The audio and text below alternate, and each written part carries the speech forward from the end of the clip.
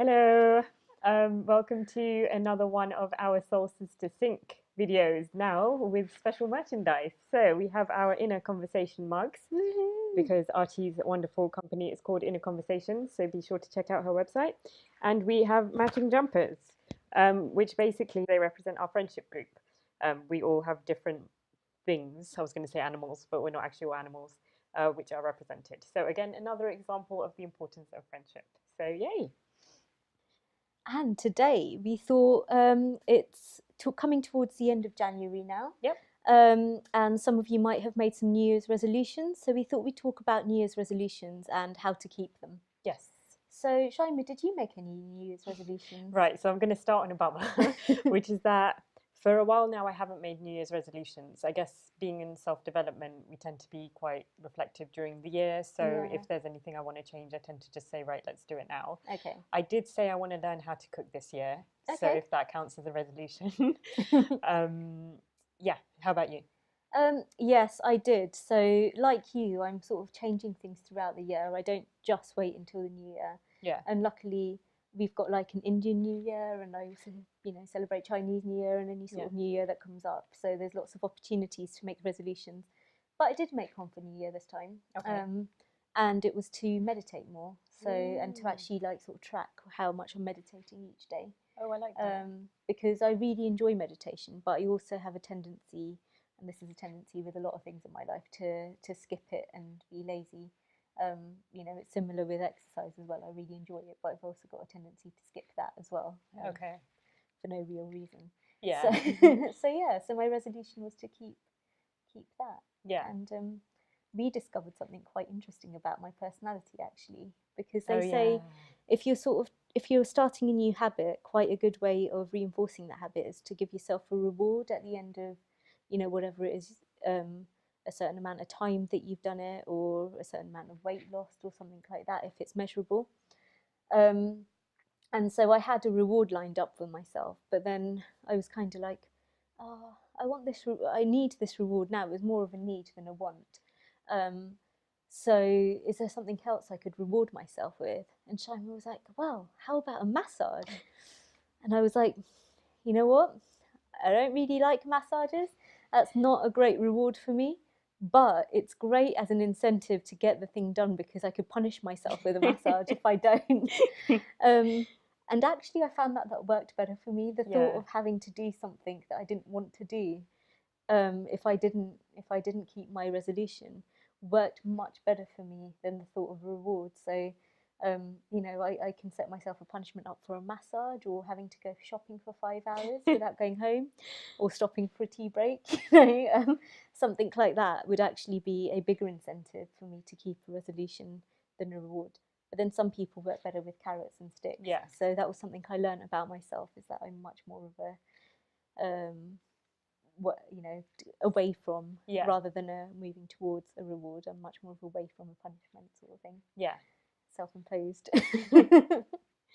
So yeah, that's a good tip. Work out which one you are, or if you like a mixture of both. Just see what feels more certain to you. So if it's, oh, okay, I can reward myself with X, and that's like, that's all right, but if I don't have it, it's not the end of the world. But oh my gosh, if I don't meet this goal, I'll punish myself with X. If that feels like, okay, then I have to meet this goal, then that's the stronger incentive for you. Yeah. Yeah. And there are actually websites. There's one called stick.com where you can go on and you can give yourself a sort of almost monetary reward or punishment. So you can say, if I haven't reached the goal, then I have to donate X to charity. And then it works even better if you're donating money to something you don't really believe in as well. Oh, wow, okay. And equally, you can join groups where you get money as well, if you do get the reward. So wow. if you do reach your goal, so that works really well. Cool. But be careful about linking your goal to reward. So often when we're setting goals, it's a good idea to have a reason why, a really strong reason why you want that goal, because otherwise, if you're not that motivated, then and if you really need a massive reward at the end, then it might never happen, because you haven't sorted out your why. You haven't given yourself a strong enough why. Yeah. Yeah. So Another thing that keeps popping into my head as we're talking is if you have fallen off the bandwagon with your New Year's resolutions, or in general, if you tend to try and make a commitment to something and then find like maybe you go really hard and dedicated to it in the first week and then it sort of tapers off, just make sure you're not stretching yourself too much in terms of what you can achieve.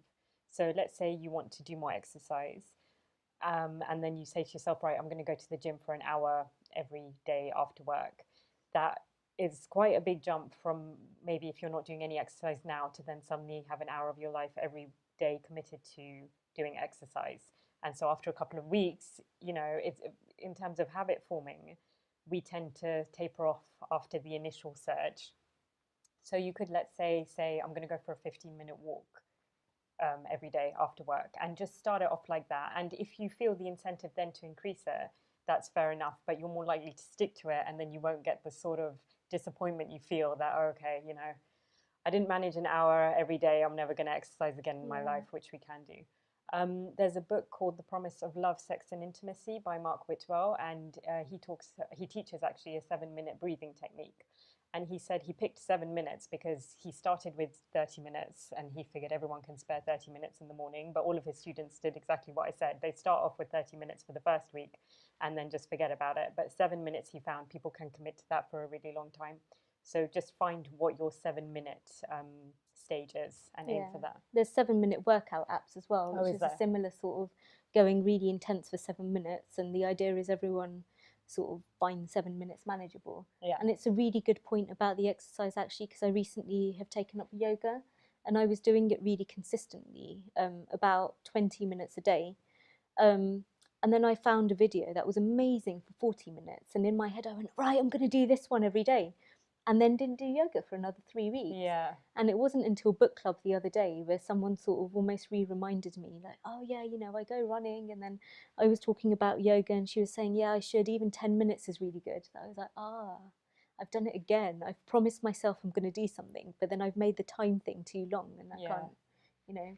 So I'm back to my 10 to 20 minutes yoga and I'm doing that again every day. So that's awesome. Yeah. So you have to keep reminding yourself as well. I mean, that wasn't with my New Year's resolution. I actually track it and I have a daily tracker. So I write down how many minutes I meditated for. Yeah. And or quality meditated anyway. But with the exercise, I wasn't really tracking it, so I wasn't keeping an eye on it. But it was really useful to be reminded, and it's useful to keep reminding yourself, like why you set that goal, how you're going to achieve that goal. So you know, you might get excited if you've started a New Year's resolution. I might hear someone say meditating for 2 hours a day is a wonderful thing, and then think, right, I'm going to do that, and then sort of not do any at all. Yeah. So it's nice to be tracking it every day to remind myself what my limits are and what my motivations are. Yeah. Yeah. What was I just gonna say? It was about. It's completely gone from my mind now. Okay, so we've talked about. Oh yes, because you were talking very much about your why. Yeah. And I think that's really important. I posted an article recently on my Facebook page about essentially why you shouldn't feel guilty about eating bad foods. And it talks very much about how appetite and about how diet is a balance. So I very much believe in this. Like, I've never really been on a diet. What I try and do is just really listen to my body. So I find, for example, when I'm hungry, my body really just craves proper food. So what I do then is I completely avoid snacking when I'm hungry. I won't have anything sweet because I know that's not what my body wants. So I'll eat a proper full meal and then afterwards, if I want a little something, fair enough. And I've just developed that habit into really listening to what my body wants. And if my body's craving an ice cream, I just eat an ice cream and I try my best not to feel any guilt around that. So I would advise that as well, in terms of your relationship with food and in terms of your relationship with anything. You know, if you really can't exercise for whatever reason, you're just feeling really rough, listen to your body, listen to your heart, and just respect yourself. And so make sure that your resolutions are really coming from authentically you and not because you read an article that says kale is really good for you, so now you feel you have to eat kale, because it's much harder to stick to things that aren't really part of your truth. Yeah, definitely. And another great way of keeping an eye on your habits or your resolutions is having an accountability partner. So either someone to do your resolution with or someone who's going to hold you accountable. and my husband's great with that. So recently, I exercise best in the morning, but I was trying to meditate in the morning, which meant I wasn't exercising in the morning, and then sometimes I wouldn't exercise at all. So recently, I've kind of been like, oh, I really want to exercise in the morning again, and I've got the bug again. And my husband has been really encouraging me to get up early and like encouraging me to fit in meditation at a different part of the day. And that's really helped because having that sort of accountability and that kind of he doesn't do it in a mean way, but that kind of, well, you said you wanted to do X, Yeah. so do it then. Yeah. It's really Yeah. helpful. And another great tip is to link your habit to something you already do. So hopefully everyone listening brushes their teeth every morning, otherwise you're spending a lot at the dentist. So often, linking a habit to brushing your teeth, which is something you do every morning, or linking a habit to just after you've eaten dinner, or just after something you do every day. It helps set things up in your head so your mind remembers to do them. So for example, you could say, I'm going to do a 30-second plank every time I brush my teeth. And notice how small I kept that as well. Or every time I go to the bathroom, I'm then going to do 10 squats, something like that. So you can keep it really small, and something is better than nothing. So I used to think, well, what are 10 squats going to do? But actually, that's better than what I was doing before, which was I will exercise for an hour a day, exactly what you said, and then not having time and then not doing anything at all. And actually, we're talking a lot about exercise instead of general habits, but actually they've discovered that consistent movement through the day is better than that like 1 hour of intense gym work anyway. So keeping it small and simple means you're more likely to achieve your New Year's resolutions or resolutions throughout the year. Yeah. And they say it takes 21 days to make a habit or break a habit. So if you can keep it up for 21 days, you're probably sorted. Yeah. So that's good. And it depends what that habit is. If it's, I'm going to change my bed once a month, then it will take longer than 21 days because you're only doing it once. Yeah, true. But if it's something you are doing every day, then yes, 21 days is roughly how long it takes. Yeah. Great. So if you have any questions, do feel free to reach out to us. Artie is an absolutely amazing coach, and I work with women in particular around relationships and general happiness. So we'd love to support you in your goals and reaching any resolutions that you have. We'll put our websites underneath so you know how to contact us. Yeah, and it would be great to hear in the comments below what your resolutions are and whether you want any help or any tips on how to achieve them. I hope we just had Blue Monday recently, which is the day they say is the most depressing day in the year because that's when people start falling off the bandwagon with their New Year's resolutions. Oh, have we already had that? Yeah, Good.